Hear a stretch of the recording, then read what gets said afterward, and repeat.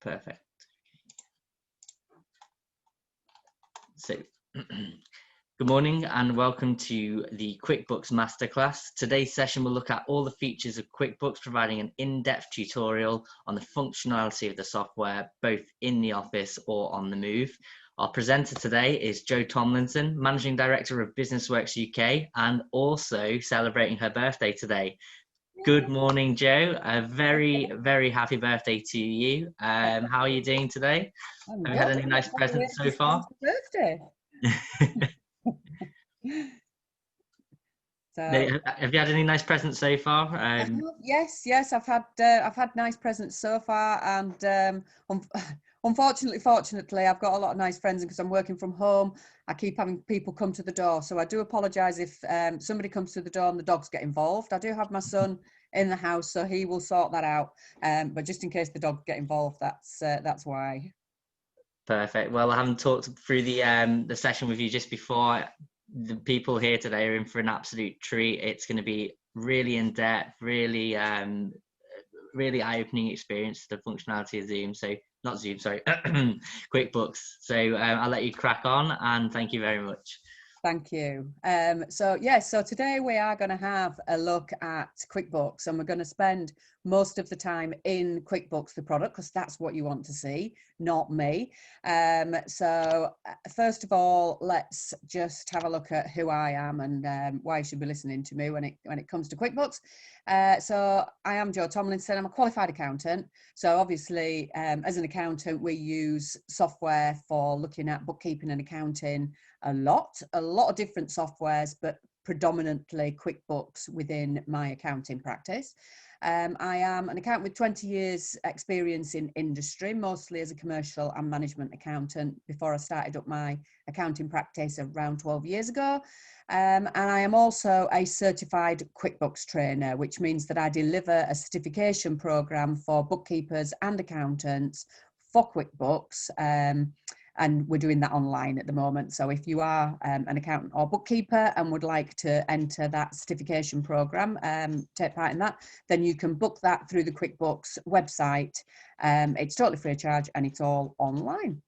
So why QuickBooks is the first thing. So we're talking about QuickBooks today rather than just generic any kind of bookkeeping software. So why would you be interested potentially in having QuickBooks as your chosen bookkeeping software? Well, number one is they're the market leader. And why is this important to you? Because who cares whether they're the market leader? Well, it means that lots of other people have already subscribed and continue to subscribe because there is no contract involved here. So if you take a subscription and then decide that it's not for you, then you come back off the numbers. So the fact that they have got so many users worldwide, so many users in the UK, to give them not only worldwide market leader status, but also UK market leader status, then all those people surely can't be wrong. And the other thing is, with so many people subscribing to the software, that's a lot of money coming in that is made available then to invest in the product, to keep it working and functioning, but also look at a roadmap for the future and keep it of the now as well as of the now when we're not anymore sitting where we are now. So we're moving apace. The industry, digitization is moving apace, and the software needs to move with you so that it always gives you everything that you need. And QuickBooks have got the money to be able to invest in the product and create that roadmap for the future. And actually, as a trainer, that's quite a hard thing for us, because you can go into the software and suddenly things have changed in it, because it's live and it's constantly changing and being updated and for the better. So new features and functions are being launched all the time. I was looking at a new feature the other day. We'll see whether or not it's in the software today, because they roll it out over a couple of weeks, but it's a change to the banking screens. So we'll see which version of the banking screens we're going to get today, but they're all having a revamp as we speak. The language that's used within QuickBooks, I think, is very intuitive. Some of the older versions of software, when I first started in my practice 12 years ago, were built by accountants for accountants and then modified for small business owners to be able to use them. QuickBooks was built not by accountants in an intuitive way that is easy to follow by business owners, but modified so that accountants would also find it really useful and be able to use it to pull together year-end accounts.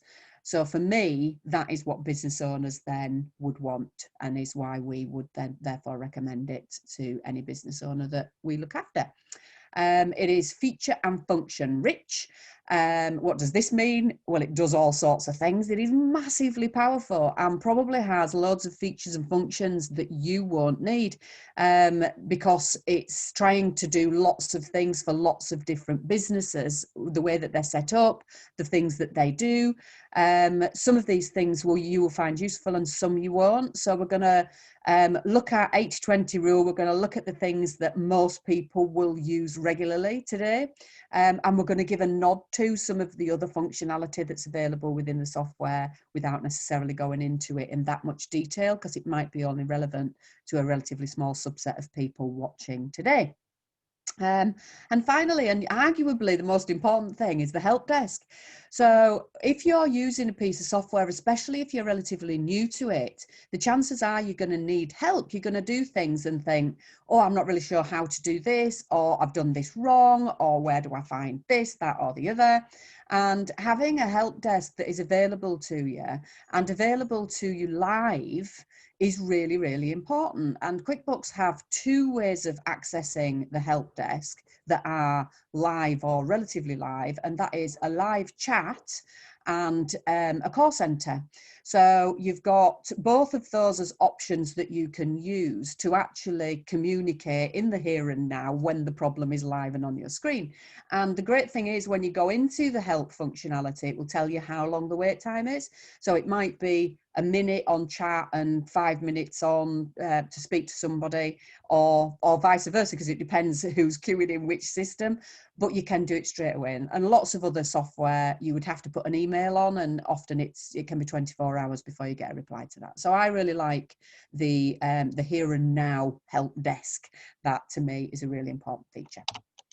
So if you are new to QuickBooks, or if you want to get more information, more help after today's session, then I would recommend that you log into QuickBooks, not into your subscription, but just go on to Google and just type in QuickBooks UK and go into their homepage. And on their homepage, you will see a view that looks very much like this at the top of the screen. And it will offer you along the top, Learn and Support, the underlined one there. So if you go into Learn and Support and click on it, you will get this menu open up, and across to the left, QuickBooks Online, there is a wealth of information in there, getting started tutorials, training, and that's bookable training.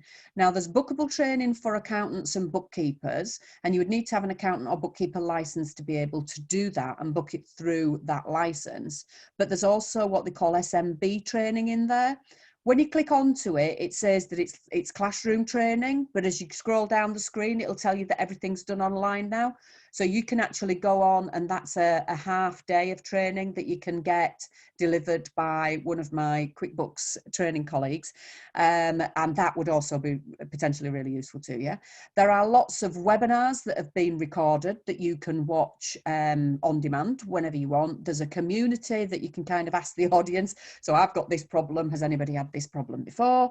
It tells you about what product updates are coming in the near future. And there's also a blog. Now, if you go into the top one of these, so the tutorials, this is what you'd then see. So you've got then the getting started videos. If you click into that to watch and learn, it gives you all sorts of basic functionality. So it might say how to process a bill or whatever it might be. There's lots of them. And the videos are like 2 to 3 minutes. And so they're not like a big chunk of your day. You can just go on and think, that's the thing that I'm doing. I just want a little reminder on how to do it. Watch that little video. And often there will also be step-by-step instructions alongside it that you can use that to follow whatever it is that you're doing at the time. So I'd highly recommend going on to here. There is a wealth of support available provided by QuickBooks within the software, and that is a really important thing. So what I'm going to show you today is I'm going to be dipping in and out of the software to show you this stuff. We're going to look at how to navigate around the screens within QuickBooks, where everything is, and how you would go about setting up QuickBooks to be right for you. We're going to look at money out, so money that you're spending in your business, bills and expenses, and how to process those receipts. We're going to look at the app because, let's face it, we're in a very digital world, and for lots of people, they won't have a laptop or a desktop, or even just they want to do things while they're on the go. And let's face it, we always have our mobile phone on us. So how to download the mobile app and what you can do while you're in the app to help run your business and keep real time with your numbers. And then we're going to look at money in, raising invoices, sales invoices for your business that are customized for you, and how you can use functionality within QuickBooks to help you to get paid faster. And then we're going to look at linking your bank and banking transactions and how you would process those. And then finally, making tax digital and how you would switch on making tax digital for VAT within the software, what making tax digital is all about, and a quick whistle-stop tour of what the VAT screens look like. So that's the agenda for today. So the first thing that we're going to look at then is the navigation area. So I'm just going to flick into QuickBooks. So you should now be able to see QuickBooks home screen. It looks slightly different when you go into it because this is, if anybody's noticed up at the top left-hand corner there, it says accountant, because I am an accountant and I have an accountant license. So I've opened up a company within my QuickBooks called Training Company 1. You wouldn't see this word accountant at the top and you wouldn't have the accountant's tools. But other than that, mostly this screen is what you would see when you go into your QuickBooks. And when you go into your subscription of, oh, hang on, when we go into, I've not been in it for a little while. Let me just re-log back in. So when you go into your QuickBooks, this is the first screen that you will see, which is your dashboard. And if you've got data in QuickBooks, it will show you a subset of your data. It will show you the profit and loss, which bank accounts you've got linked and how up to date they are, which invoices you've raised, and quite handily an overdue bar there that you can click into and drill straight into any overdue invoices, which, let's face it, we want to get those paid. You can modify anything that has a down arrow within QuickBooks. So in here, you can see a little down arrow here that says last month, and you can change that to be whatever period of time you would like to do it for. Sorry, my internet is just playing up a bit. Yeah, my son moving upstairs. I hope the screen hasn't frozen for the Zoom as well. I hope it's just the internet, the application. So I'll go back into it. But so the screen, so it shows you that dashboard when you first go in, and you can modify that dashboard. And it's quite handy to be able to have all of your key information in one place on that first screen, so that you can look at that key data on your business. But how do you navigate around the rest of QuickBooks to be able to do the other things that you need to do? So along the top, we'll go first. So along the top, towards the right-hand side here, you can see you've got your help. So this is where you'd go to click and go into the live chat, go into the community, find help topics, which are relative to whichever screen that you're in. So if you were in the banking section, which is now known as transactions across here, if you were in the transactions and banking section, it would bring up help topics that are associated with banking. But you can also go in there and go onto the contact center and speak to somebody who is a QuickBooks help desk person. You've got this search bar up here, and this is a search that searches the whole of QuickBooks. It brings up the most recent transactions that you've done here. So if you've got distracted, the phone's rung, and you think, what was I even doing before the phone started ringing? You can see what the last things that you did were and just click into any one of those. These are reports at the bottom here of the list. You can type the name of a report, start typing, and it comes up with an intuitive list of what it is that you might be looking for. If you're looking for something specific, you can type into here a number, and it will come up with, now it's come up with a report, but if I click tab, it will then search for anything with 100 in it. It's not found anything. I can go into advanced search, and I can say that I'm actually looking for an amount which equals or is greater than. So you might be thinking, well, I'm looking for a particular expense, and I think it was about £100. So you could put was greater than £100, and it would look for anything that was over £100. So that search gives you all of those options. You can then add a filter into there if you wanted, that would filter down those transactions. You can also, whenever you get any kind of list within QuickBooks, you can click on the headers and change the order that the data is sorted in. By just clicking on there, that will change it to date order. So you can click on any header. We can sort by amount order. So if it was an amount that we were looking for, then we can see that by amount. And that is the same with any list view that you might see on any screen. One of the great things about this software is the screens are set up in a very, very similar way, regardless of which part of the software that you're in. The other thing is that QuickBooks will always try to guess using artificial intelligence what the next thing is that you want to do, and it puts a green box on whatever it thinks that you're going to want to do. So search is what it thinks I want to do right now. So across here is what we call the company cog, or the settings cog, and we're going to have a look at that in one moment, but I just want to show you down the left hand side. So down here we have got transactions that are new to us at the top here. So this plus new, if you click on that, you get all of the different functionality that's available to you. And this is new transactions, and will cover pretty much anything that you would want to do that's a new transaction within QuickBooks. So for lots of people, this is how they start doing any transaction that they're doing within QuickBooks. Then we have got down here a number of different headings that show all sorts of different functionality and transactions that are already in QuickBooks. And we're going to go into a few of these different sections as we go through this morning. So if we go back over to our company cog, our settings cog is a place that we go typically right at the start, or if things are changing within our QuickBooks. So if you suddenly want to change your invoice format, or you're importing data, or whatever it might be, then there's a good chance it's going to be under the settings cog. So under the settings cog, we've got all sorts of different functionality. I want to show you this QuickBooks Labs. QuickBooks Labs is the place that QuickBooks puts a lot of new things that it's just launching into the software whilst it's being snagged.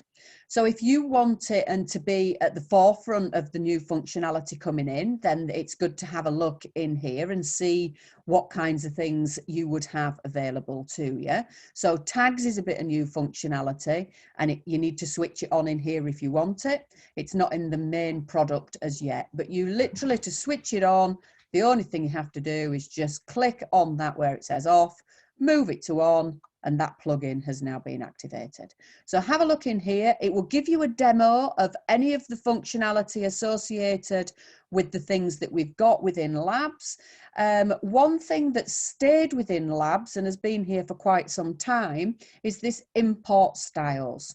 And when we come to set up our invoices, our sales invoices, in a little while, if you find that your sales invoice options are not what you would want them to be, and you're really keen on having exactly the same format as you've already used, with your logo in exactly the same position and all the rest of it, you can import that particular format into QuickBooks using this functionality here. So you'd need to switch it on. I would recommend you would watch the demo, and it will give you instructions on how you would go about doing that.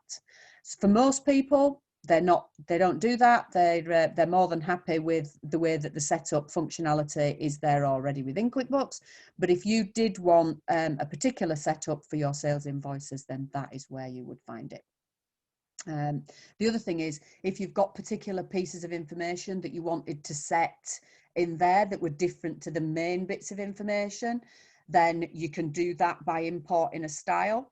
That's quite good if you've got, because if you set your bank details up, your bank details come across all the themes.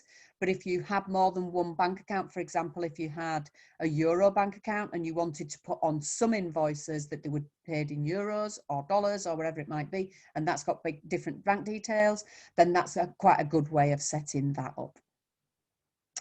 So again, within settings across here, so we're going to go into the settings cog and across the left-hand side into accounts and settings.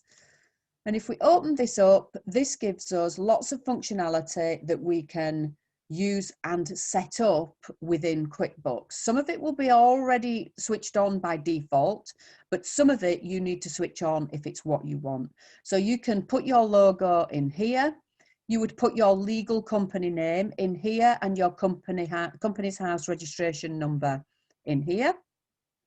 Once you've done that within that section, you would just save it. So the green button is what QuickBooks thinks you want to do next. If you come out of this section without clicking on the green button, it won't be saved.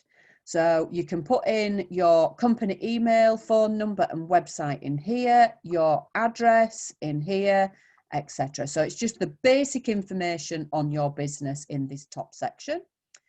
Then in the sales section, we can go in and look at customize the look and feel of our sales invoices. We're going to do that when we cover the money in section shortly.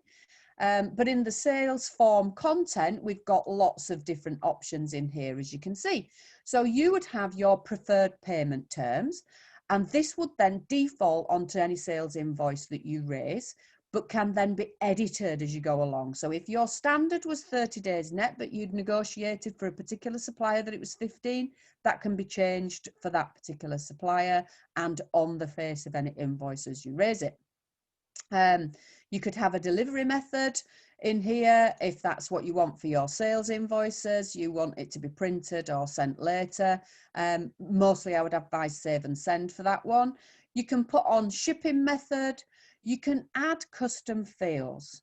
So these are exactly that, custom fields. If you want a field on your sales invoice that is specific to you, let's imagine you were a car garage and you wanted the registration number of the car you were working on to be on the face of your invoice, then you could put that in there. And you would just put registration number in there and tick this. That would now be available on your invoice. And you've got up to 3 of those that you can choose. You don't need to have them on there.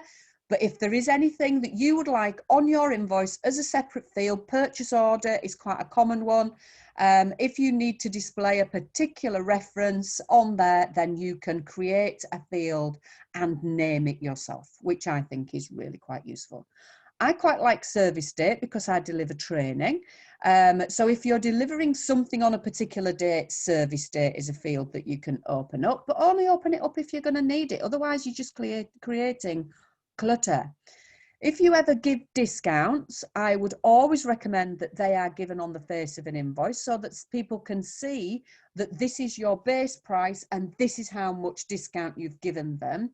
So if you decided that you were only giving them that discount for a particular period of time or whatever it might be, it's always there on the face of the invoice. So you can open up discounts if that's useful to you, and those discounts can either be a percentage of the invoice total or a finite amount like £500 or whatever it would be. You get the option of either or on the invoice. And also deposits. So if you are somebody who takes deposits, you could raise an invoice and take a deposit on it, and it will show the deposit on the face of the invoice. For all of these things, only click them, make them green if it's something that you're going to use. Don't open up functionality they're not going to. It just creates noise and mess, and it'll just confuse you later down the line. And who wants loads of boxes to populate that they don't need? Products and services is this next section. Products and services is really useful if you sell stock items. But it's also really useful if you sell the same thing regularly, even if it's not a product. So for me, that might be VAT returns or limited company year ends. And I can then set up what that product or service is called and what description I want to have that comes up by default on my sales invoice when I choose that product or description. And I can also set a price for it, which again, I can modify if I want to later down the line. But what this is really good at is saving time, because it's all about saving time. Unless you are a bookkeeper who loves bookkeeping, bookkeeping is the last thing that you want to be spending your time doing. You want to be spending your time building your business. So what we want to do is set up lots of time-saving tips so that you can spend as little time getting it right as you possibly can. So if this is going to be useful to you, then open it up. And if it's not, then don't. If it is stock items that you're selling, then QuickBooks does have stock functionality built within it, only at the Plus level. So you would have to subscribe to Plus. It's not there in Simple Start. So you would open up the stock functionality within here, and you would say that you wanted to track stock quantities on hand if that's what you wanted to do. And QuickBooks will tell you then if something's out of stock. If you hover over to say that it's so many amounts that you're selling on an invoice, it'll tell you how many stock items you've got of it. So it's a relatively basic stock functionality within the software, but it is there and it is useful to lots of people. But this products and services area, really useful even if you're a service provider. So progressive invoices, this allows you to raise an estimate that might be for, let's say, 10 days work, but at the end of the month, you want to invoice for 5 of those days. Then this allows you to like pluck down from an estimate and part satisfy an estimate when you want to raise that invoice. So you just switch that on in there if you wanted it to go. So lots of different other bits within here that are not as often used. Let's have a look at expenses. So again, we're in the Plus version of the software in here, and it has more functionality that you can switch on. But this is something that lots of people find useful. Let's imagine you were a plumber and you were doing somebody a boiler, and you had purchased the boiler from, I don't know, Plum Centre or wherever you buy boilers from, and you wanted to mark that boiler as being something that you had purchased for job XYZ, or Mrs. Miggins, or whatever your customer is called. Then in this section, you can switch on that you want to track expenses by customer. That's this one here. And then you can also switch on that you want to mark expenses as billable items and give them a standard markup. So if you're going down to Plum Centre to pick that up and you've got to mess about with all that collection, then, you know, mostly people would add some form of markup on there, and you can put your standard markup in there. Whilst it will appear on your sales invoices, it will never show to your customer. And you can also change that on the face of each invoice should you decide that actually you're doing that for your auntie, and so you're not going to charge for any extra markup on it, or whatever that might be. So you would set that up within here. Purchase orders, again, is only available within the Plus subscription, and this would allow you to raise purchase orders if that is something that you do within your business. Again, only set it up if it's something that you're going to use. So then within advanced, we've got lots of other things. So again, basic setup within here, we need to set up when our year end is. We need to set up whether we're VAT registered or not within here, kind of. How do we want to show our numbers with or without VAT? So that typically is related to whether or not we're VAT registered.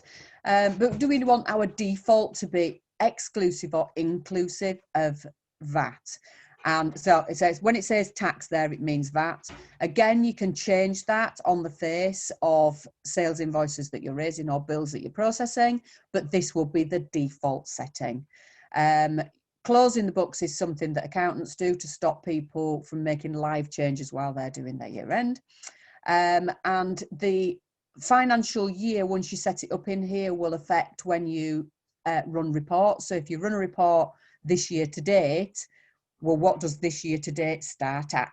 So your year it's possibly the same as the calendar year, but it isn't necessarily, because it might be a March year end or a September year end or whatever that might be. You would put the first month of the financial year in there, and then your reports would relate to that.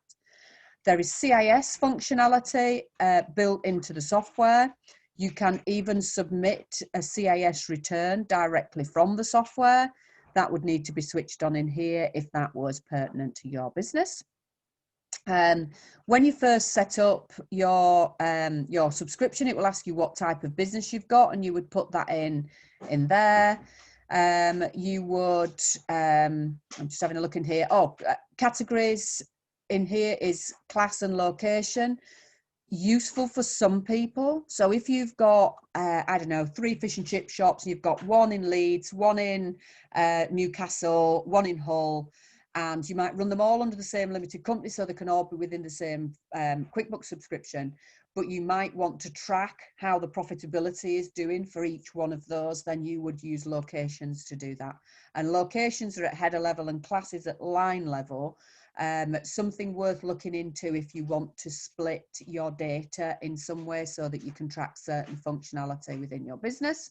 Another way of doing that is within projects. So if you're then very project driven, so if we go back to the plumber, they might want to actually set up a project because they might be doing a full kitchen, bathroom, boiler fit out in a house, let's say, and they might want to set that up as a project, and they can allocate invoices through to that project and bills and also time to that project and see just how profitable each individual project was. Again, that's only available in the Plus subscription. There's time tracking available within the software. There's multi-currency. So if you do, in fact, deal in other currencies, mostly for people, this would be euros and or dollars, but you can use any currency you like. You can't switch multi-currency back off once you switch it on. So only switch it on if you are actually using multi-currency. And then that's it. You can never switch it back off because it's got currency conversions going on in there that it needs to keep for audit purposes. And then you can put in these warnings if you want the computer to warn you if you've got any duplicates, and how long you want to be signed out after if it goes inactive. So for me, it's 1 hour in here, but you might want 20 minutes if you're in a shared office, 10 minutes, whatever that might be.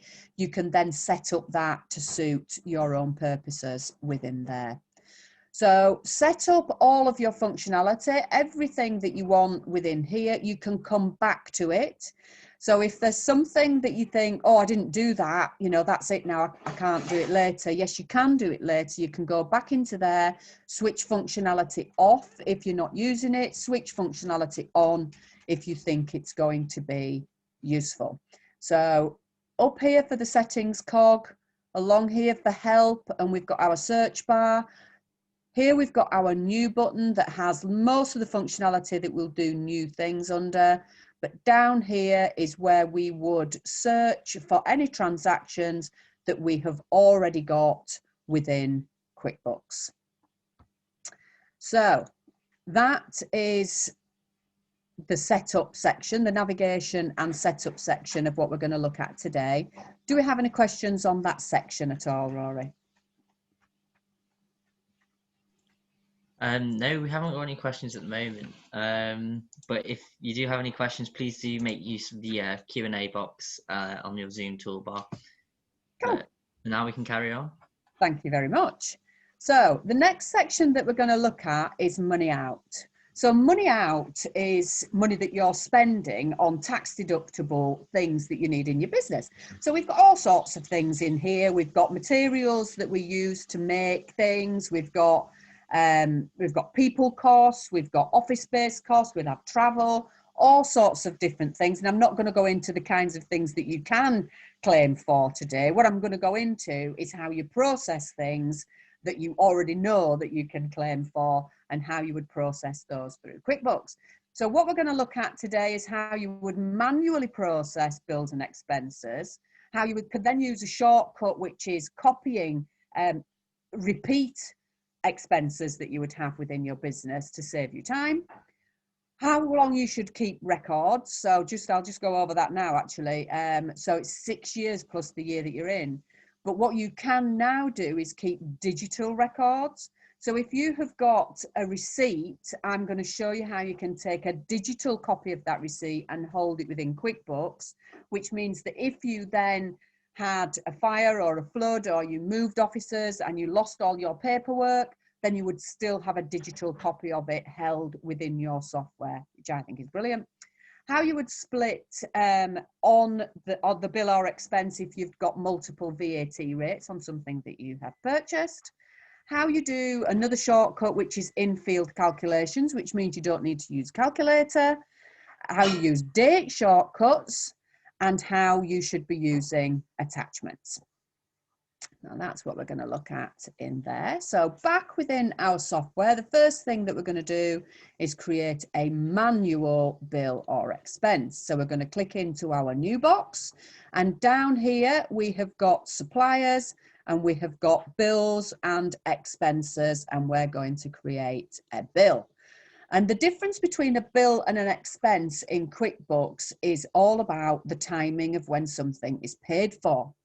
So a bill is something like your gas bill that you would receive the receipt or the notification of money coming out of your bank typically today, but it's not due until a date in the future. So maybe a supplier who provides you with materials and you've got 30-day terms with that supplier, whatever that might be. That would be a bill. So something that would have a due date that's later. So if we look at this screen, we can see that we've got on here a bill date, but also a due date. I'll show you expenses in just 1 minute, but what you'll see is on expenses is it says, how did you pay? Because on an expense, it's something that you have already paid for. So on this one, we are going to choose a supplier. And I'm going to choose this supplier that's already set up. Promotional items are us. But you can see just above, as I've started to write that in there, and I've got as far as prom, and it's brought that up. It's the only supplier that fulfills that requirement. But I could also add a new one using this plus add functionality in here whilst I'm in this screen. I don't need to go to a different screen to set up a new supplier. I can do it whilst I'm in the screen. So if I wanted to do that, I would just click on add. It would open up then the screen, which is saying for this one, that's all the details I need for a supplier. But if I want to put in more details, I click on this blue plus button here, and it would open up to add in further details about this supplier. But as it happens, I'm actually going to use the supplier that I already have within the software. So I'm going to click this particular supplier. When I choose that supplier, it brings me in their mailing address. I'm not going to use necessarily their mailing address, but it brings it in. So if I wanted that, that's all sat there. It then asks me for the bill date. So whilst we're putting the bill date in, I'll show you some shortcuts. So it will default to today's date, but I can choose any date that I want within this software, and I'm going to choose the 21st of August. Now, if I wanted to choose the 21st of September, I would only need to type 21. You need to go 2 digits in that first field. If I click tab, it assumes that it's the 21st of this month of this year. but actually I want that to be the 21st of August, but I don't need to put that slash in, even though you can see that the date criteria is that you'd have 2 digits slash 2 digits slash 4 digits. I don't need to worry about that. I put in the 2 digits for the 21st, the 2 digits that signify the month, which is 08, and go tab, and it knows that I want it for this year. If I'm then in that date field and I wanted to go up one day, I can press the plus key. If I want to go down one day, I can press the minus key. And if actually I was typing that in for that day and I went, actually, no, that wants to be today's date, I can type the letter T and it will change it to today's date. If I put in the letter M, it will give me the first day of the month. And because the word month starts with the letter M and ends with the letter H, if I put in the letter H, it will give me the last day of that calendar month. It will also do the same with year and week. And if I go M for month and put that in, but actually I want the previous month, I can type it again and it'll go the previous month and I'll type it again. Yep. So some shortcuts there, but it also has this little calendar. So if you want to use the calendar, which most pieces of software have built within them, and that's the way that you like to find a date, then you can use that too. So shortcuts in there for putting in your date. So we've got the 21st of August that we're going to put that in there for. So we've got 2 sections on our bill. We have got category details and line item details. The category details are where you'd put in like your gas bill, because it's not something that you are buying to sell. So if you've purchased something, services, training, whatever that might be, if that's something that you're just buying and you're not going to sell it, then you would put it in this top section. If it's something that you're buying to sell, then you've got this item details section with products or services available to you down here. Then you can open that up and put in whichever products or services you might want in here. And the quantity, as you can see, that's telling me that I've only got 40 of those. So I would be down minus 10 if I chose to go with 50 of those. But only ever choose one or the other. So we're in this bill. We've got these item details that have come up here. I'm going to keep these. So I've got these amounts with my VAT at 20% as standard. And I've got my bill then for £325 with my VAT, as you can see down here, coming to the total amount. So now the green button, remember we talked about the fact that QuickBooks will always try and predict what it is you want to do next. So the green button is saying, oh, I think what you want to do next is save a new. I think you want to save this one and then you want to do another bill. But that might not be correct. And anything that has a down arrow means that you've got options. So if you click on the down arrow, it will tell you that you've got the option of save and close. So we can save and close this one, but actually what I'm going to do just now is show you how we do copy. And to do that, we're going to click save. So we're going to click save, and along the bottom bar here, suddenly this more button has opened up. And if we click more, it gives us the option of copying this bill. So imagine if this was a phone bill and we'd got 3 of them to put in, all for Vodafone, for 3 different months. We can put the first one in, tell it it's Vodafone, tell it it's for the phone bill, it's for the contract, that's the amount. Then we can go in, save it and copy it. It will tell us that we've copied it up here. So this is a copy. It will ask you what the bill date is for the copied item. So we'll change that date. We'll change any details on here that we wanted to change. Let's take that one out for this bill. And then we can save and close this time because we're done. So that save functionality is really quite handy if you have got lots of transactions for the same supplier.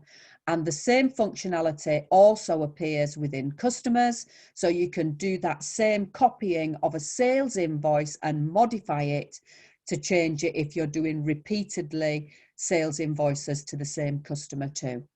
You can also use copy by coming down this left-hand navigation. So if we go into expenses, we would be able to go into our supplier, which was the promotional items are us, click into that supplier, and here we've got our new bill that we put in for the 21st of August. And then we did that copied one for the 22nd of August that went into here. But if we then wanted to modify that one or copy it again, because we've now got another one for the 23rd of August, we can just click into it. And this more button is already there because we've already saved that one down.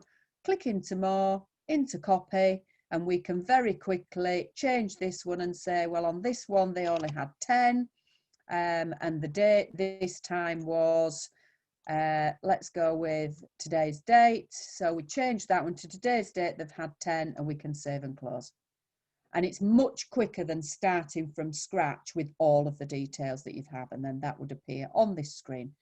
So if you go into expenses and into suppliers, you can see all of your suppliers down in this list.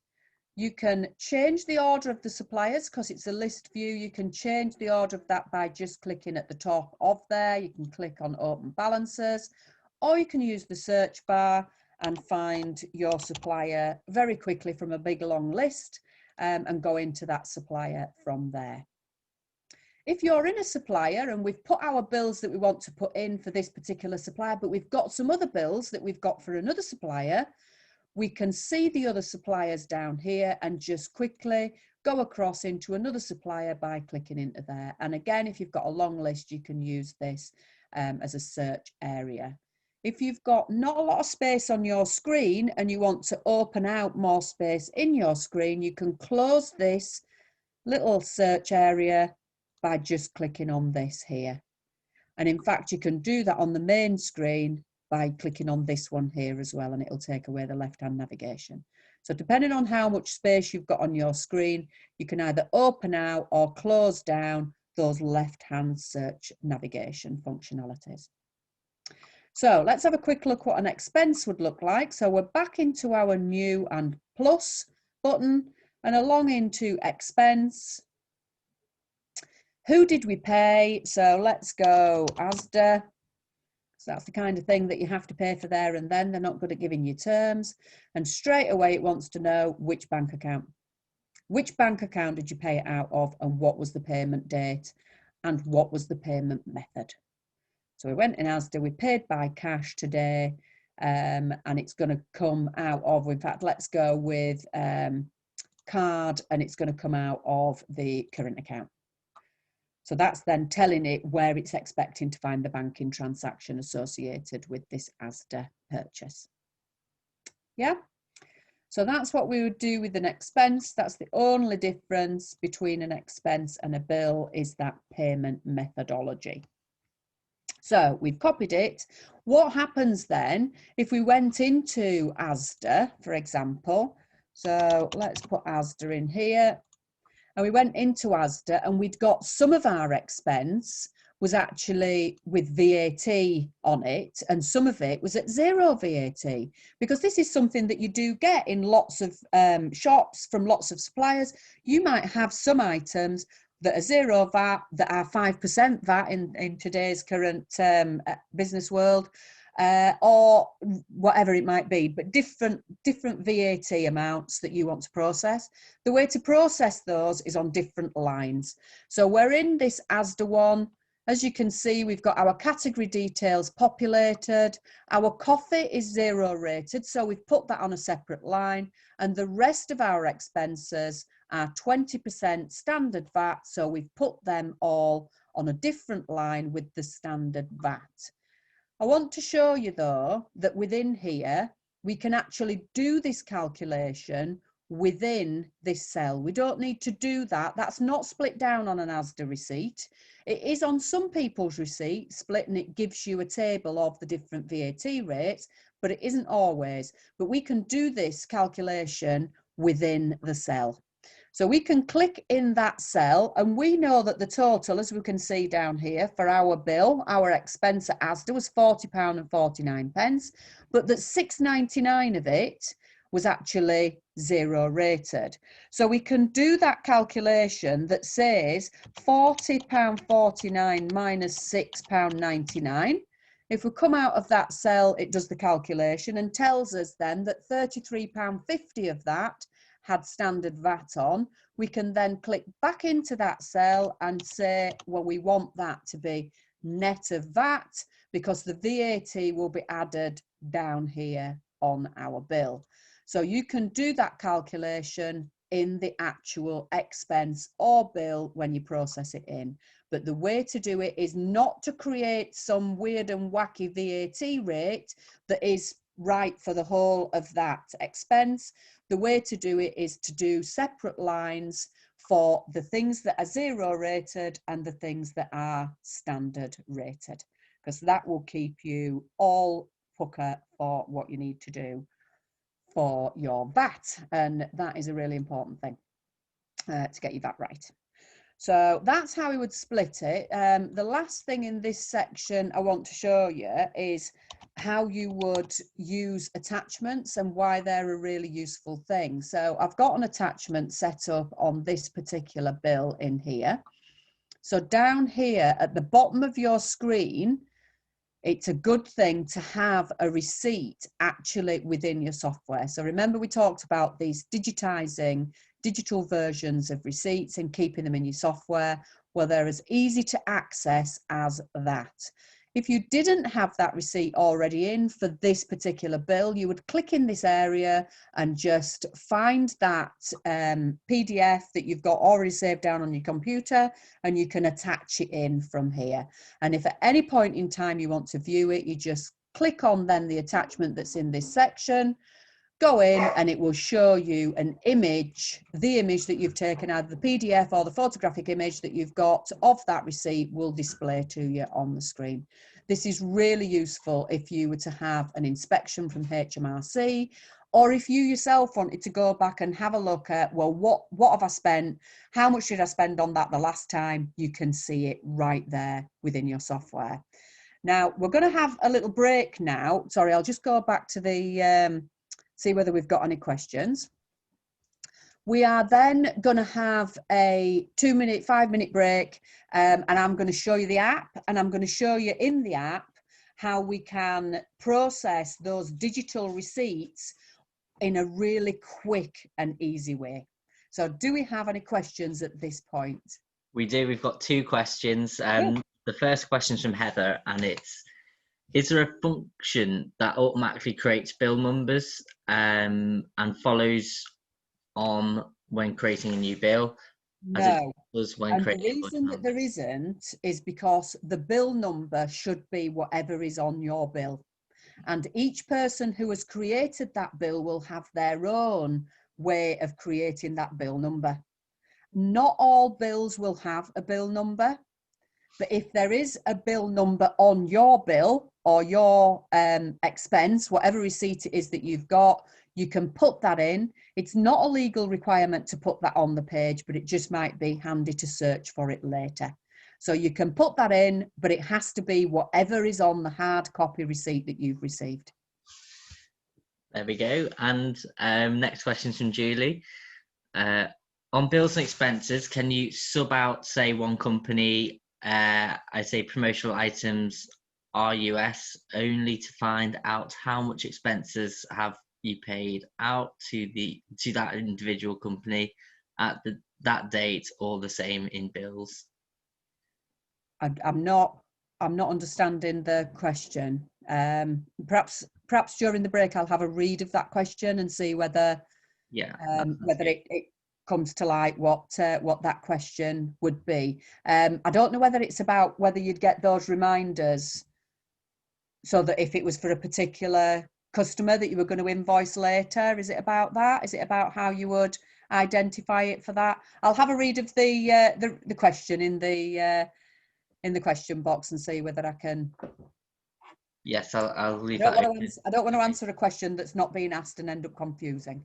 That's fine. We've got about 5 minutes break now, so that'll take us through to about 8 minutes past 11. So enjoy the break, and we'll see you in 5 minutes. See you in 5.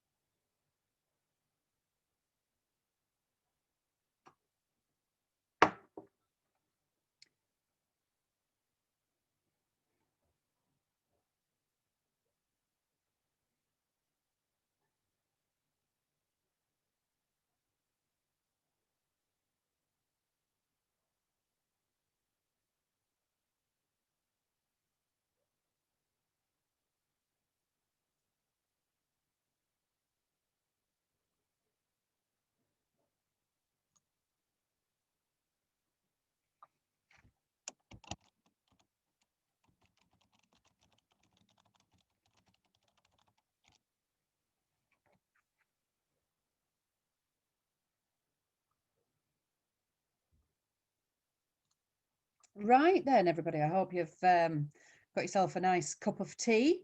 Let's have a quick look at the app. So the first thing I want to show you is how do you actually get access to the app. So go into your app store and just type in QuickBooks, but arguably, confusingly, you've got two different options here, and both of these are QuickBooks apps. This one is for something called QuickBooks Self-Employed, and it is not the main app. It is specifically for self-employed people. It's not a double entry bookkeeping piece of software. It's handy if you are a very, very small business and just need to keep track of things, and probably would mostly do that on your mobile device. But if you were ever to be VAT registered or take on any people or need the functionality that's in the main product, you can't upgrade from that one. So be careful when you're taking your subscription as to which one you take. QuickBooks Self-Employed is on a separate platform. All the rest of the product, there's 3 different levels of subscription of it, but it's all QuickBooks Accounting. So even if you take Simple Start, that would be QuickBooks Accounting. So choose the lower down one of these 2 on your screen. So I've already got that one on my device. So I can then just scroll across and find that on my device. So here's QuickBooks sitting in my device. It pulls up then the dashboard, or a version of the dashboard that we saw in the mailed product. So as you can see, we've got our profit and loss on the screen there. That was for this month. We've got our unpaid invoices, etc. That's all there, just in a different format, because obviously your phone screen is a different format to that your laptop screen is. But the plus button is also still here. So the plus button is at the bottom of the screen. So slightly different place, but at the bottom of the screen. If we press that plus button, it will tell us the things that we can create from the phone whilst we're on the go that is in the app. So as you can see, with a few different things down here, but there's 2 particular things that I want to show you today. 2 things that I think in the app really are second to none. So one is Snap Receipt right at the bottom. So how do you get a digital image of a receipt? You can just click on Snap Receipt on your phone. When you do that, it's looking to take a picture. So I've got a receipt here that I've just popped on the chair at the side of me. I'm hoping it'll have enough light. Yes, it does. So that's how long it takes to capture that receipt. So as you can see, that's, it's not a bad image of that receipt. You can read that receipt, but you might want to sit somewhere where you've got better light, that you're not getting a shadow of your screen behind it. But for me today, that served the purpose. So as long as you can read everything that's on there, then that does the job. If you wanted to edit it, up in the top right screen there, you can click on that, which allows you to crop it. If you'd ended up taking, I don't know, your hand or your chair or whatever it was within the image, you can do the crop. We're happy with that image, so we just click Use Photo. That photo, by the way, does not sit in my photos on my phone. So when I'm scrolling through wanting to show somebody pictures of the dog or a night out I've been on, I'm not going to see loads of receipts on there. It doesn't keep it within the phone. It sends it straight into the software. If I'm done, in green there, we have the option of just clicking done, or if I've got another, I can capture another receipt, but I'm just going to show you that one today. So that's how easy it is. And I'm going to show you in a minute in the main software what that looks like at the other side. So if we go back into the plus button, the other thing that I want to show you that I think is a real thing of beauty, if you are this plumber, my dad's a plumber, by the way. So if you think I've got a fixation on plumbers, my dad's a plumber. I really wish he'd get this software, but he's 76 and, digitization is not something he's prepared to engage with. But if he was out and about and somebody had asked him to do a kitchen for them, he could go to the top of the list and create an estimate. He could create the estimate, he could choose a customer, so we're going to go with Adwin Co. It was on the 10th of September, he can give it an expiration date, so he can say that that quote's only valid for a week or a month or whatever it might be. He can add his products and services in there, which we're going to say is a number of hours, and it's a number of hours that he's going to spend on that, and it's 40 hours that he's going to spend at a rate of £20 an hour. Then that then gives us our amount for that estimate. If he's VAT registered, he can give it a tax code, so he can decide that that's that tax code, and we have got our estimate. So it shows us then our estimate on the screen. All good. We've got our estimate. Yeah, we want to save that. We're happy with that. We can save it. We've got that saved. I don't want to be answering questions right now on that, but if you just look at the bottom of this screen now, we've saved that down. Get signature. So my dad is of that era where if you agree something, spit in a handshake, that's it, it's agreed. Me, I like evidence. I like evidence. So I want to click that get signature, and I want to hand that to whoever it is who I'm doing the work for. I want them to sign on my screen that they are happy with that estimate. I'm going to click done, and I'm going to put their name in there. And that now is embedded in the software on that estimate. So later down the line, when you come to raise them their invoice, if they were to say, oh, I thought we'd agreed on £900, you can say, well, no, we didn't. And here's your signature on the estimate to prove it. If you are just using your phone, or mostly using your phone, then you can actually convert this to an estimate once you've done the job. So to an invoice once you've done the job. So let's say a week later, the job's done, you're coming away from the premises, job's all done, customer's happy, convert to invoice. You can then make any changes you need to make on that. Perhaps they've asked for an extra socket or whatever it was. Make any changes that you want to make on that, save that down, and that has created the invoice. It now asks you, do you want to send it? And if you've got an email address for that customer, you can send that straight from your phone. Now, I don't have an email address in here, but oh well, let's put one in. So let's put me in. So Jo at Businessworks.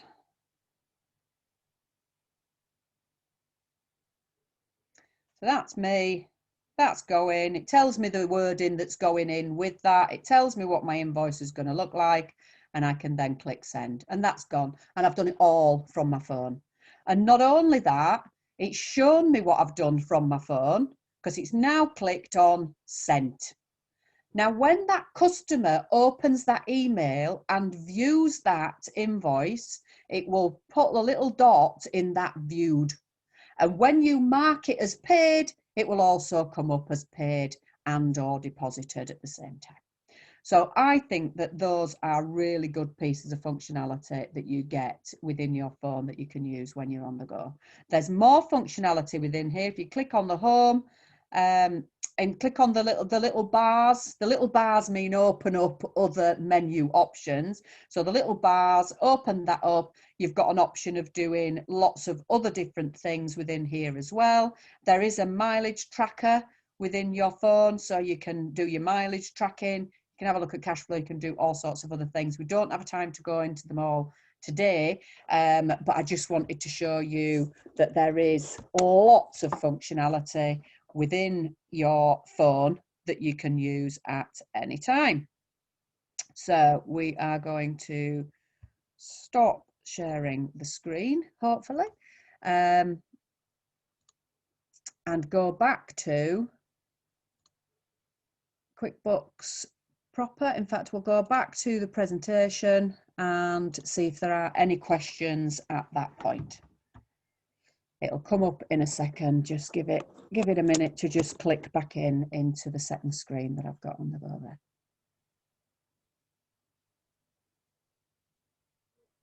It will, believe me. So if we've got any more questions there, Rory, have we got? No, we haven't got any questions at the moment, but that was really interesting to see the mobile functionality there. Good. Okay, so I'll just let you carry on. Yeah, sorry, my screen isn't coming back to life. I'm not really sure why. I mean, I can see your laptop screen. Is that the? Yeah. No, I want it to show me the other screen, so switch it off and on again often is the way to do it. So if I do stop share and change the screen that it's showing, then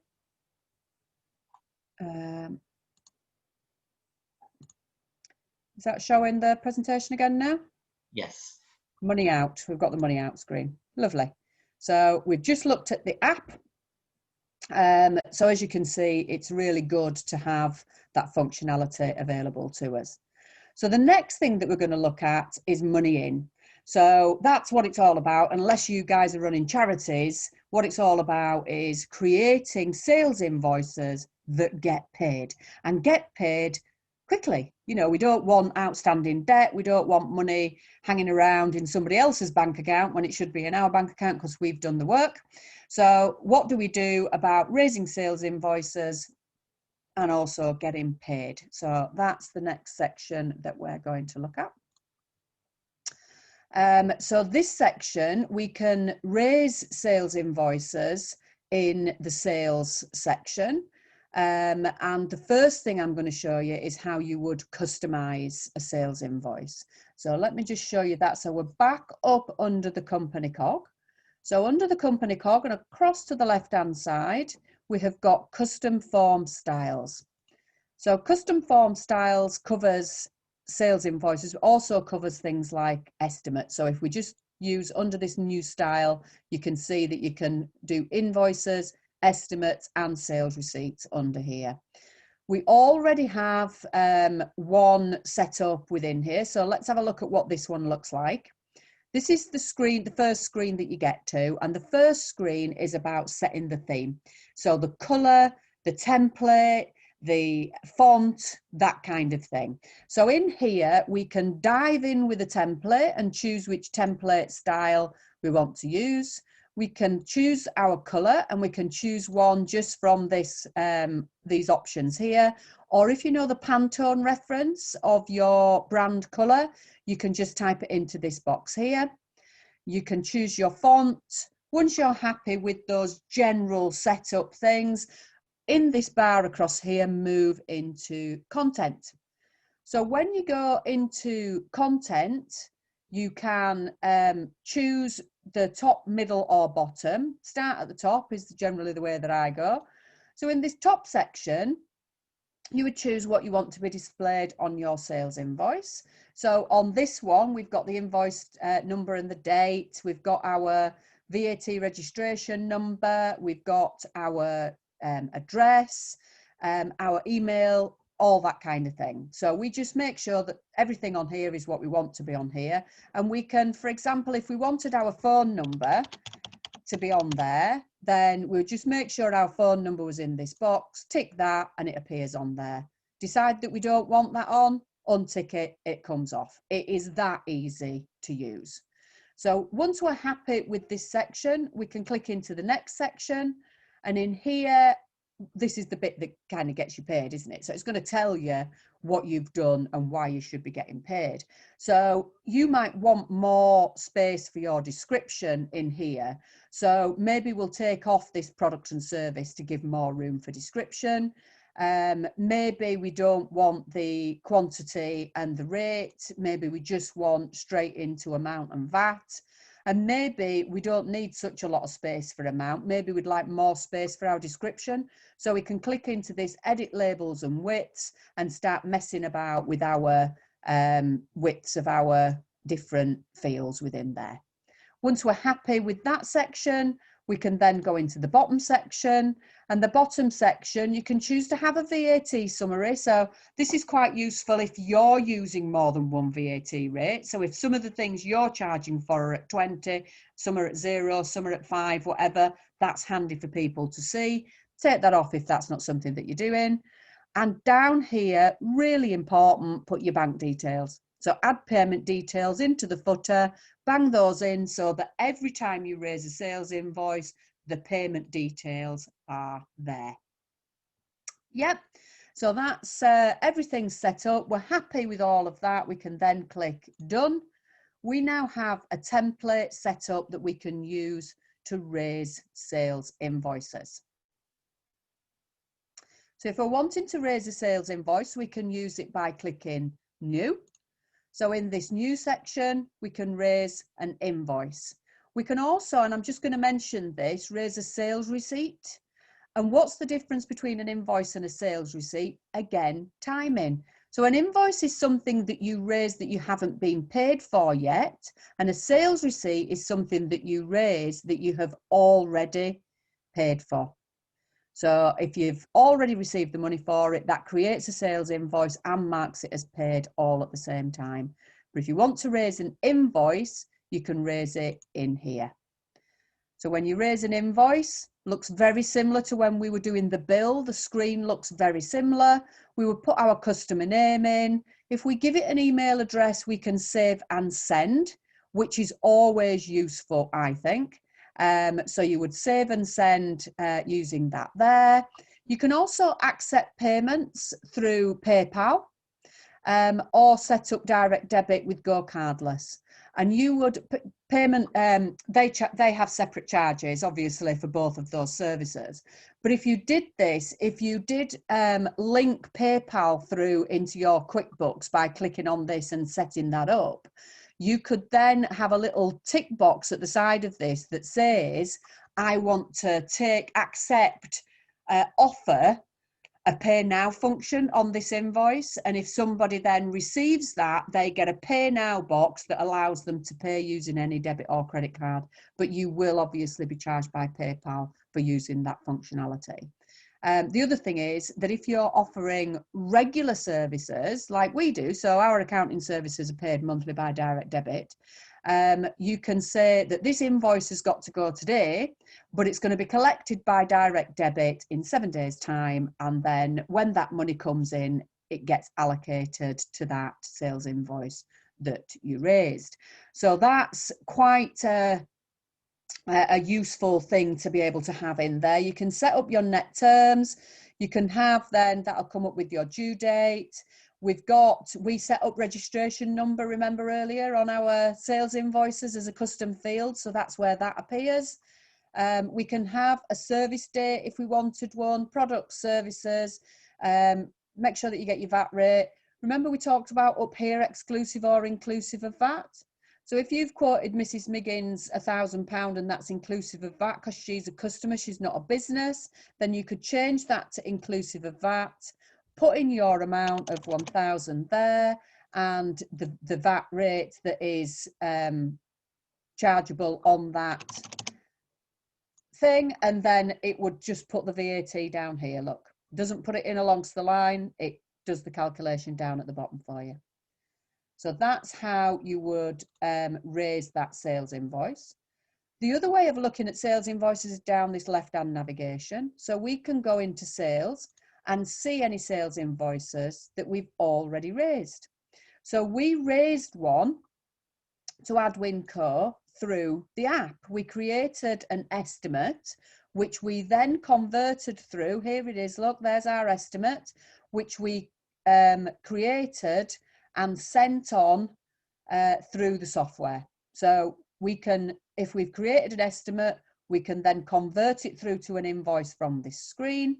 And if we've created an invoice, we can see that on here and it will tell us that's when it was emailed, who it was emailed to, and at what time. So that's the invoice that I created on the app earlier. You can see it there. Remember I'd said that you can also copy sales invoices. So if I now wanted to copy that sales invoice, because I'd got another one that I'd done for the same customer, down here again in more, I can go copy, change whatever details I need to change, and it will come up with the new invoice without me doing many clicks at all. Just want to mention this is known as a virtual draw. So if you go to raise an invoice on a customer and you have got an estimate that is outstanding for that customer, it asks you if you want to add it in. It reminds you that it's there and it's live. So you can just click add to add that into an invoice at any time. It wants to know whether I want to add it all in, and I'm saying, yeah, add that all in, that's all good. Also, if we had said that we wanted to raise bills, when we put in bills, we wanted to put those against customers who had consumed those services. If we'd done that and that bill hadn't yet been attached to an invoice for this customer, those would also come up as a reminder at the right-hand side of the screen there in just the same way.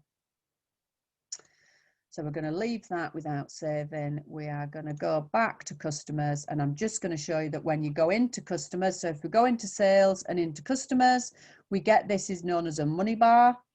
And this money bar will tell you if you've got any overdue invoices. So you can click into that and see a list of just things that are overdue, just things that are open, just estimates. You can see those by just clicking through that money bar. If we go into invoices, we get the list of all the invoices have been raised, and alongside them, it gives us where they currently are. So this one, if we click into it, tells us that it wasn't sent by email, therefore it couldn't be viewed because it wasn't sent by email. So perhaps we'd printed it and posted it, or saved it as a PDF and attached it to a separate email, then we wouldn't be able to see that it had been viewed, but it has been paid and it tells us that that one's been paid. This one, it's telling us has been sent. So that was the one that I raised on my phone. So this one has been raised and sent, but not yet paid. And these ones have been raised, but not sent or paid. So you can see what the status is of any of your sales invoice at any point in time. Yeah. So that's how you raise sales invoices and how you use estimates. And I would recommend that the best way to go about sending your invoices would be to use the save and send functionality, because you do get this option then of tracking where that invoice is and whether or not your customer has seen that invoice, because they do tend to come up with excuses like we never got it. And if you've got this tracking when they viewed it and giving you a date stamp of the date that they viewed it on, it means that that's one less excuse that they've got for saying that they haven't received your sales invoice. Okay, so that is money in. Have we got any questions on money in?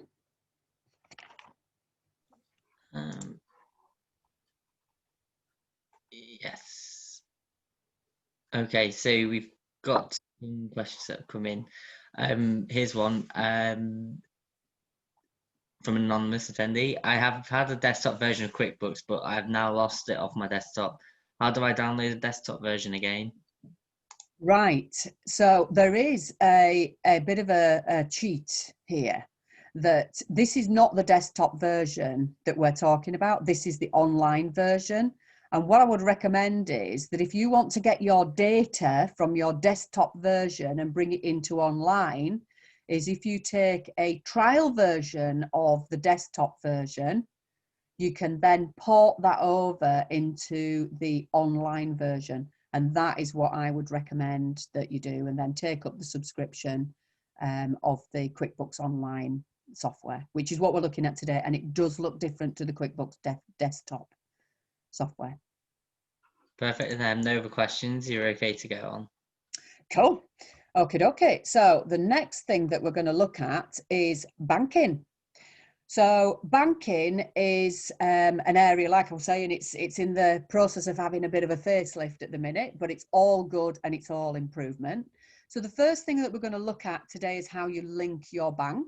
So link your bank through, but if you don't have online banking, or your bank doesn't support linking through to pieces of software like QuickBooks, or if you're just struggling with it for whatever reason, you can also upload bank statements or bank details that you've downloaded as a CSV or Excel file from your online banking screen. Or there are bits of software actually that you can use that take hard copies of bank statements and scan them and push them through into QuickBooks and other software. There's one called Auto Entry. So if the only thing that you've got is a hard copy bank statement, you can still get your transactions into QuickBooks without keying them, which I think is brilliant, because I'm not a big fan of keying, because when we key, it takes time, and when we key, it makes mistakes. We can end up typing in errors. So if we've got data that has been brought in from another source, then that typically is more accurate, but it's always quicker. So we're going to look at how we get that data into our banking section. We're going to look then at how we address the data that we get in our banking section and how we would use something called matching, how we can use the shortcut that is rules for repeated transaction, how we would review receipts, and we're going to take a look at that one that we took the image of using our app on the phone, and also how we can set up so that QuickBooks can accept email receipts. So if you get a receipt from somebody as an attachment on an email or even in the body of an email, rather than killing trees and printing that out and then taking an image of it on your phone to snap it and send it through, you don't need to do any of that. You can literally set it up so that you send it straight through from that email. So I'm going to show you how to do that as well. So what we do to look at banking is we go down this left-hand navigation again, and we go into transactions, and banking sits within transactions. Sorry to interrupt. We're still on your PowerPoint screen, so you may need to share the. Please move this window away from the shared application. It's saying, how strange. I will try, let's have a look. If I stop the share and start again, let's have a see whether we can get back to it. Yes, that's working now. Perfect. Thank you for letting me know. So down this left-hand navigation into transactions and then choose banking. So when we're in banking, if we've got any bank accounts that have been linked through into QuickBooks, they appear here at the top in these boxes. And the list that's shown below, it's whichever these boxes is blue. So if we're looking at these 37 transactions in the current account, then we know that that's what we've got in our list below because this one's blue. But if we wanted to look at this account, we'd click into it like that, and it would show us any transactions that we'd got that relate to that bank account because that one is now blue. You can link as many bank and credit card accounts through to QuickBooks as you like.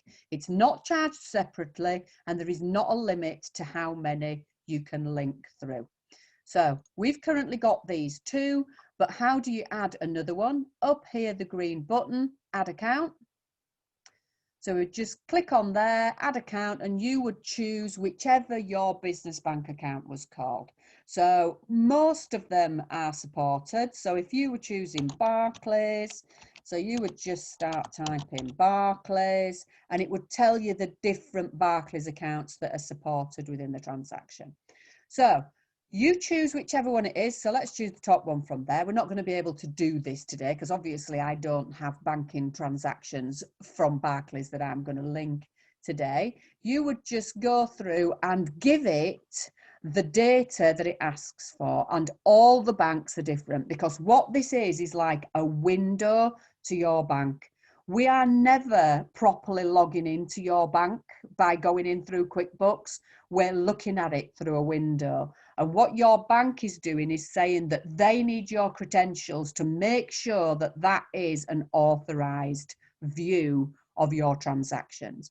And that means that you're going to need your PIN sender device or whatever it is that you use to log into your online banking. So just follow that process through, put all your details in, and it will link your business transactions, will then come through into here. And with open banking, it can bring in up to a year of transactions. So it will bring those through. If you want to update it, up here, there would be an if you've got linked accounts, there would be an update button up here where it says file upload.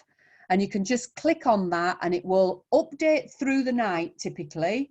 But if you want it to update with the transactions that you can see on your app on your phone right now, click on update and it will just update those transactions.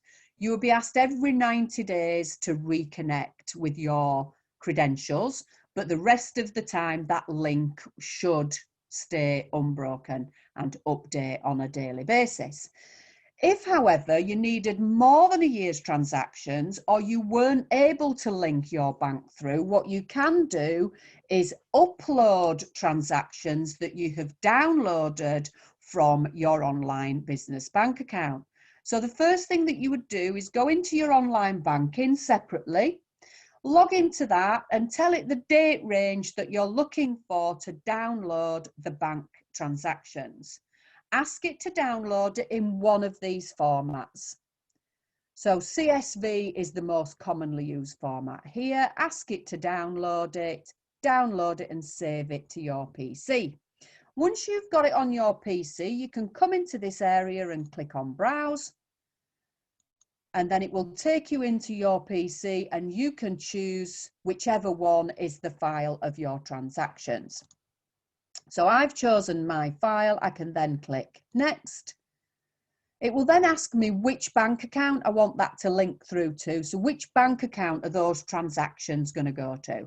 So I need to choose on here. I've got 3. I've got bank account, current account and expenses paid by director A. Well, it's not going to be that, is it? So it's going to be bank account or current account. So I would choose whichever one of those it was. I would click Next. You can set up a new one if it's, for example, like a NatWest credit card or something like that, then that's what you can call it, and you can set up an account to do that. The next thing it's going to ask you is what's the format of that download? So all banks download in a slightly different way. Sometimes it's a 1 column, sometimes it's a 2 column, sometimes the debits are at the left and the credits are at the right, money in, money out. So it asks you, what does it look like on your statement? So you tell it what it looks like on your statement, and then you say Next. So I'm going to go, I can't remember which way around they are on this, but I'm going to go 4 and 3 on there. And then it tells you this is the data it's going to bring in. So just check that your data is the right way around on here. So we've got money coming in from Greenalls. I know that that's a sales invoice one, so that's the right way around. And we've got money going out from expenses. So we know that that is right. So we can then click Next and import those transactions into the software. Now, we're not going to do that today because I've already got those transactions in here, which is why I've got this list down here. So I don't want to duplicate those transactions. But if you did duplicate your transactions, what you can do is click alongside any transactions that are duplicated. And in this batch actions, click on the down arrow and exclude them, because we don't want them in there twice. So if you did inadvertently have an overlap of dates or import the data twice, or you've linked it and you've imported it, whatever it might be, choose the transactions that are duplicated, just tick alongside them, go into here and exclude, and they will be moved into this excluded section. So if you excluded something and then you realized, actually, I shouldn't have excluded that, I want it back, you can go into your excluded section, and across to the right here, you can click undo, and that will bring it back into the for review section. So in the for review section, these are the things that we need to look at. So QuickBooks is telling us we've got 37 items that we need to look at, and that we need to tell it what we're going to do with these items and whether or not they are correct and recognised in QuickBooks, and whether we want to create an entry in QuickBooks from any of these bank items. The first thing that I want to say is, please be cautious before clicking on Add.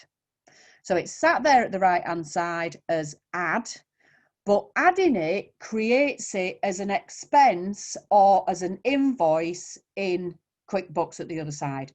But if you've already created it in the other side of the software, so you've created a sales invoice or you've created the expense or bill, then you will duplicate it by clicking on Add. What we want to do is match. So we want to look down here and we want to find where the QuickBooks has found the record already, one record found, and we want to click Match. So this was the invoice I raised on my app. So I raised this, oh, it didn't actually, it was a different one that I've raised. But anyway, this is an invoice that I've raised in the software, and the money has come in, and QuickBooks has said, you raised an invoice, number 1036 on the 1st of September for £660 for Business Works, and I found an amount coming in for £660 on the 1st of September. Is that a match? And it is. So I can click match. That will come off my list now on here and mark it as paid on that customer's account. This is a good way of doing it. So I've got another one down here, another record found. So this is an expense. So if I click anywhere in this row, it's found an expense. So it said on the 30th of the 7th, I paid £30 to Cakes and Biscuits, and they've found an expense in the software on the 1st of the 7th for £30 from Cakes and Biscuits. Is that a match? And I'm going to say, yes, that's a match. But lots of these don't have a match. Lots of these don't have a record found. So imagine this one. This one hasn't got a record found. So if I click into this one, I'm going, well, I've no record found for this. So where is that record? I'm sure I've processed a bill for Coffee Galore for that amount. Why hasn't it found it? Now, it might be that that's because you've paid it a significant amount of time later. Maybe you sent them a check, they didn't bank it, whatever that might be. If you go into it and click on Find Match, it will look for matches for that entry. So it's checking within QuickBooks to find a match for that entry. I don't know why it's not doing it right now, but like I say, it is currently updating the banking section. So let's try. Oh no, here we go. It's did it. It's just me being impatient, and I am. So I apologise for that. So it's looked to find this match, and it's found one entry for £180, but we're looking for 372. But it might be this date range. It might be that actually it was after the 4th of August. So let's change it up to today's date. Oh, it's now found some more entries. So it might be that our entry now suddenly appears, or it might be that it was before that date range. So we can change it to an earlier date range, and again, it's found more entries. So we can look then for our entries down here. Now on this one, there isn't a match for it, but if there was, and if it was for more than one item, so imagine if you paid, but you paid Coffee Galore, but you paid 2 of their bills on the same amount coming out of the bank, well, it's not clever enough to match that itself. It has to be 1 for 1. So if you've paid one amount for 2 receipts, you would have to find them on this list, click alongside the ones that come to your amount, and then say save. And that will then match that one payment against those 2 or 3, however many items it was. And if you've been paid an amount that actually isn't the total amount because PayPal have reduced it by their fees or whatever it is, down here you can also resolve a difference. So if they've taken £3.20 off in fees, but it is actually for that invoice, you can go down here and it will open up another section and you can put PayPal fees in there so that it then comes back to the amount of that payment that you've received. So if it doesn't find a match, but you know that you've put it in, then you can use Find Match. But we were convinced that we've put that one in, but it wasn't there when we used Find Match. So now we need to go away and find out why that isn't in the software. Is it still in the footwell of the car, or in the bottom of my handbag, or in my emails? You can then go away and find that hard copy of that receipt, because we need to have that digitized image. We need to see the VAT on that if we're VAT registered. So we should then go away and find that image before we start going add. Because if we add it, then we haven't seen that image. We're going to need to go in and add that. There might be VAT on it, but we're going to have to choose 0 VAT because we cannot reclaim the VAT on a receipt we don't have. So it gives us that aid memoir of things that we need to still find and process within QuickBooks. So everything on this list should really be matched, except the things that never have a receipt. So things that never have a receipt are things like charges. So bank charges never have a receipt. So we can add the bank charges in because they're a cost that we've incurred. They need to go to expenses, but we would never get a receipt for them. So we've got a few choices here. We can click, we've got two of those. We can click two of those, go into batch actions and say, modify that selection. And it wants to know the payee. You could put the bank, you can choose bank charges from here. Tell it that there's no VAT and apply an ad. We can do that from there if that's what we want to do. Or what I quite like to do is save some time in the future by creating a rule. So I click anywhere on this line for bank charges. It opens up. I'm going to say I want it to go to bank charges. I want it to have 0 or exempt purchase VAT. And I'm going to create a rule from this transaction. So I click on create a rule. Have a play with this section. It is really good. I'm going to call it bank charges. It needs to have a unique name. It's money out. It contains the description, charges, and it's for £9.99. Now my charges might vary because I might be putting cash in, or I might do a foreign transaction or something that changes the charges. And if that is the case, I can just use that bin and delete that row. So now the only thing QuickBooks is looking for is the word charges. But make sure that is unique and would only ever be bank charges before you choose that. Otherwise, you could end up posting things to the wrong place. So this is an expense and it is going to bank charges and we want it to be exempt from VAT. And I want to see down here, it's automatically choosing auto categorize and manually review. And that means that it will always appear in my list. Let me show you what that looks like. So in my banking now, I should go down and find my charges. And now they're saying, oh, I've got a bank rule for charges and this is how it needs to be processed. But what if I wanted to never see bank charges ever again on my banking transactions? Because absolutely, without fail, every time I want them to do that thing that I've said in the rule. I can choose by editing that rule now and going down to the bottom to automatically add it. So every time QuickBooks sees that rule now and everything in that rule is satisfied, it will post those transactions into QuickBooks as an expense and take it off my list of transactions that I need to process.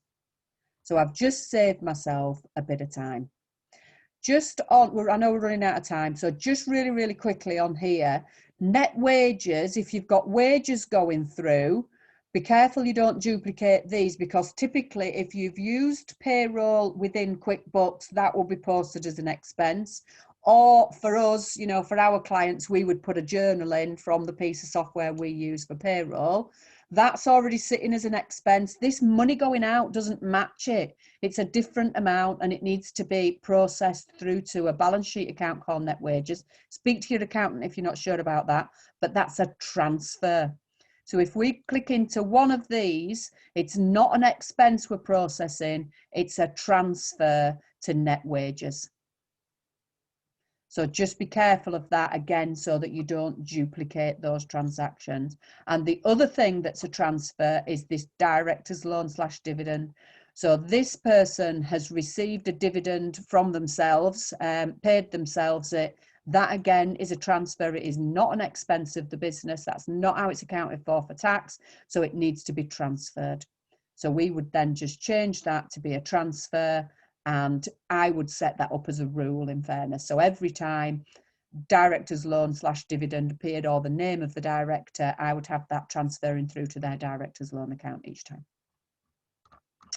So the last thing I want to show you in here is receipts. So in this receipts section, this is where when we snap and store our receipts using our mobile app, this is where they come and we then need to review them. So if we want to send them via email, in here, we need to set up the email address that we're going to have it sent to. So we just click in this section and give it the email address. the end bit of the email address is set, but you decide on the first part. First of all, set that up, and that's the email address you're sending it to, but the email address that it can be received from is only an email address that's in this list. So that is a user of your QuickBooks software, and it must come from this email address to come through into the software. So make sure that anyone who's going to send things through is set up as a user to be able to do that, and that they're ticked so they're green across here. If you've sent them through via the email or through your phone, while they're processing, they'll appear in this section, but once they're processed, they will come through into this list. So we can see the one that I popped in earlier. So that's saying, do you want to review it? Yes, I do. So when I go in to review it, let's see what artificial intelligence has already done and saved me from keying. So it's already decided it's a receipt. I can process a bill from here. So I can change it to a bill if it's not already being paid. Or I can just say it's a receipt. I can put in there then prior and start, because it didn't pick that up as a supplier. But the next time it would recognize it because it's in my supplier list. It doesn't know which bank account it's from, and it wouldn't know which bank account it was from. So I'm going to tell it the bank account that's from. It's picked up the payment date.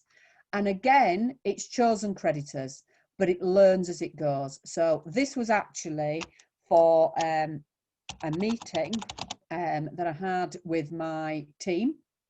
So I'm going to create, let's have a look actually, for something that is already there, travel expenses. So let's say it was travel expenses just because it's already there. And because I've not taken a grey image of it, it's not picked up any VAT type. But also, this is all 0 for VAT, and sometimes it doesn't select the VAT type if it's for 0. So you would just need to say that was 0, and then it's happy. We then click Save and Next. It's just a check screen. If we're happy with that, we create expense. That then goes from that list. So you would then, if you've done all your snap and sort, I would recommend doing that on a daily basis. Do it as often as you can. If you get 5 minutes, just click into here, go down, review any of the ones you've got in there. If you accidentally process a duplicate, it'll identify it. Check that it is a duplicate first, review it, unless it obviously is. And if it obviously is, you can just delete it, and then that comes out of your list. This is the other side of how you sort out those invoices, those receipts that you're processing. And if we go then into Crier and Stott as a supplier, we will be able to see that that image is within that expense. So it's created that expense just as we told it to. And the receipt, the image of the receipt is there, the one that I took on my phone. So that is all we've got time for on the banking section. So we've had a look at all of this. Have we got any questions? I am just conscious of time. I do apologise. Yes, we've got one here from Sean, and it's, can you help with how to allocate credit notes and refunds within banking? Credit notes and refunds are a little bit technical, and people do get confused with those. The way to do it is actually to go into the supplier account. So if you've got a receipt and a supplier credit, go into the supplier's account and mark that you've received a payment. Choose the two of those, because chances are it's the net of the two that you've paid. Because you might have paid 300 quid and returned something for 100, and you're in the bank, it's 200 quid. So go into the supplier account, choose that you've got a payment for the original bill and the credit note, that links them together, mark that as a payment on the same day, and then that payment will be available then to match against the bank. But it is a little bit tricky. Once you've done 2 or 3 of them, you'll be all right. But it is a bit tricky, understandable that that's a question that was raised. Perfect, that answers it. Yeah. Very good. Cool. So the last thing I'm going to talk about today is making tax digital. So making tax digital for VAT is already in. Making tax digital for self-employed people is coming in 2023. And making tax digital for people who voluntarily registered for VAT is coming in 2022. They've extended the soft landing to the end of March, beginning of April 2021. But the great thing is QuickBooks is making tax digital compliant. So we're just going to have a right quick look at making tax digital in QuickBooks and how to use SmartScan. So hopefully it'll go back to my QuickBooks this time. So where do you find VAT? You find it in taxes down the left-hand side. So if we go into taxes, it will show us where we're at for VAT at this point in time. And my training company one has already followed the process for making tax digital. And I know that at a glance because up here, it's got a little badge saying making tax digital enabled. Yeah. So if I was to go in here and if I wanted to process this VAT return, then I could go in and process this VAT return using making tax digital, and I would just process it by clicking yes, I want to, well, I'd review it first and then I'd process it. It's not allowing me because it's not got the credentials to be able to do that, but I just wanted to show you that making tax digital enabled badge. So I'm just going to flick into another training company that I haven't enabled making tax digital on so that you can see what it looks like when you haven't enabled it. So again, down the left-hand navigation into taxes. And when we go into taxes this time, just give it a second, we don't have the badge. And across here, we've got it telling us it's time to file your VAT. But if we wanted to process for making tax digital in here, we would need to go into, oh, now then, I thought it was generally comes up with I'll show you in a minute once I remember why it hasn't come up with a pop-up box. So if we wanted to do that VAT return, so we're on here, we want to do a VAT return. This one we've filed it, but we haven't recorded a payment. So to record a payment, you would just click on there and put how much you'd paid and the date that you paid it. And then that will match off on your bank is the first thing. Just by paying it, it doesn't mark it as paid on here. You have to mark it as paid manually. And if you were preparing a return, you would click on prepare the return and you could then, in your making tax digital one down here, submit to HMRC, that would submit it as long as you had that badge under making tax digital terminology.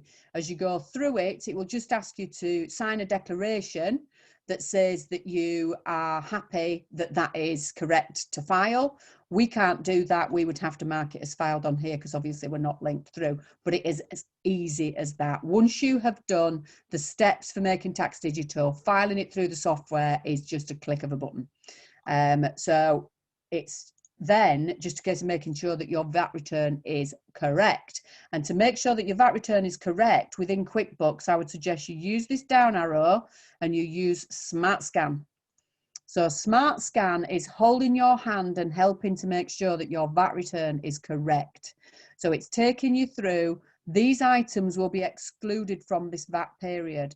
Check those because only things like payroll, which they're excluded from VAT, should be in that section, and payment of dividends and things like that, because you choose no VAT for those transactions. Everything else should be on your VAT return if you're VAT registered. It tells you if you need to go back in and sort out your bank transactions, because never do your VAT until your bank is totally reviewed and sorted. It tells you if you've got any duplicate transactions or anything that's inconsistent. Check all of this stuff before you process your VAT return. It's here to help you, so please use it. So let me just choose a different training company, which might just come up with that pop-up, because generally it does. I think it's because I went into it earlier today. And it will ask you if you want to set up for making tax digital. And I think I've inadvertently said, no, don't bother me again asking me that question. when actually I want it to. So it's just going to go into that other training company that I've got set up. It needs to bring in all the data, so that's why it takes just a minute or two.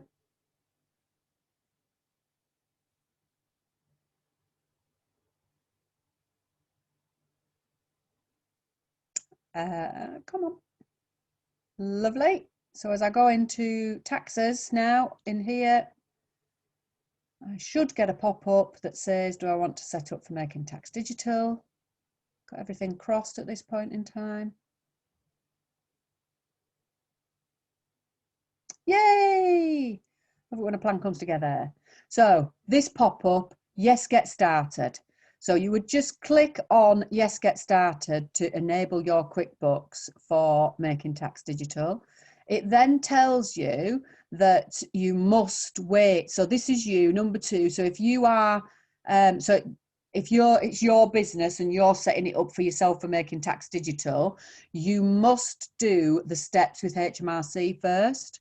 So if you go into HMRC using your online credentials for VAT, use your gateway that you would normally use to file a VAT return, not through your software, or make a payment for VAT. Go into that, and where it says want to know more about making tax digital, click on that and go through the steps, and it'll ask you for information on your business and yourself. It will then send you an email, and you need to then reply to that email to authenticate that email address.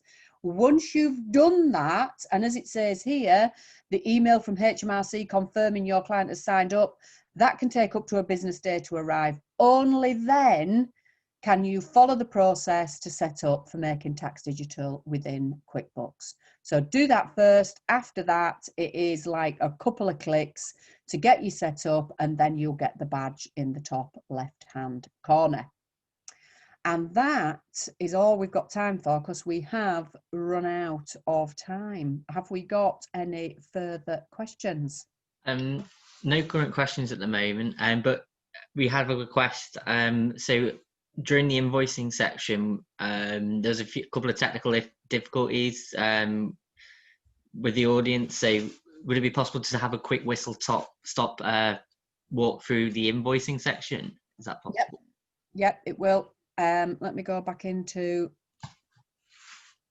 here, and I'll go back into training company 1.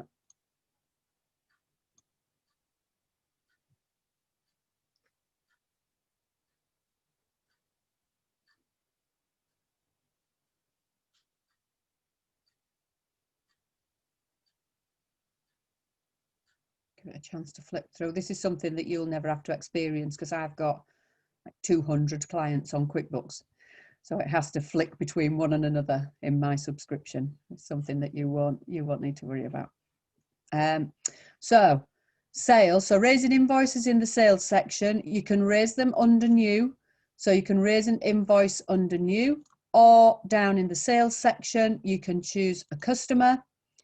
If you go into a customer, so let's choose ABC, I can then across to the right hand side, choose new transaction and raise an invoice from here. If I go back into the main customer section, this is my money bar along the top, which shows me any outstanding estimates I've got, any open invoices that I've got, and also a list of anyone who's got open estimate. I must have clicked on the estimates bit. So I've got open up whichever section I'm in as I've clicked along the top. If I go into just invoices, it gives me the list of every invoice that's been raised, and it gives me a view of where the status is for each invoice. So this one is saying that it wasn't sent using Save and Send, but it has been deposited, whereas this one's saying it hasn't been sent, viewed, or deposited. And the one that that we raised and sent while we were looking at the mobile app is here. So we raised this invoice and it was sent via email. So it ticks in there and gives us on the status where we are with that. If my customer then opens up that email and views that invoice that I've sent them, it will tick in that viewed as well, so that you know there's a date stamp associated with that as well. You know that they have viewed that invoice. So if they were to say to you, my invoice hasn't arrived, I haven't received it, they haven't paid, it's overdue, and you're querying why they haven't paid it, and they say, I haven't received it, you can say, well, actually, somebody's viewed it, so I don't understand how that can happen if you haven't received it. So if we go in to raise a sales invoice, then we can either raise one from new, or we can raise one from an estimate. So if we go into our estimates, we can convert these invoices, these estimates into invoices by clicking on Start Invoice, and it will say how much of it do you actually want to add into this sales invoice. So on this particular one, we've opened it up. We've got an estimate here, which we can add in full or in part. So if we wanted to add 50% of it, we can do that. And that will leave that estimate outstanding with 50% on it. And we had a billable expense. So remember back at the setup stage where we said, if we incur costs specifically for a customer and we want to mark those potentially with a markup, and QuickBooks will remind us when we come to raise the sales invoice, this is where the reminder comes in. So we can add that if we want to, and bring that to here and put whatever the associated costs were with that. The markup, your customer doesn't see, but it shows you on your sales invoice. Just down at the bottom, if we were to save this one, we get under more, we get that copy functionality again. So if we were raising one every month for the same customer for largely the same things, we can just copy it, edit it, change the date on that, and any change that might be going on down here, and then just save and close or save and send. You can do it via WhatsApp and all sorts of things. So we can do that without starting again on the invoice. You can either use the settings cog to set up the template for your invoice, and remember we set up this registration number as a custom field, so that appears on there. But if you wanted to change it, we can go into this cog and change the settings, add deposits in, do whatever it is that we want our customer to see.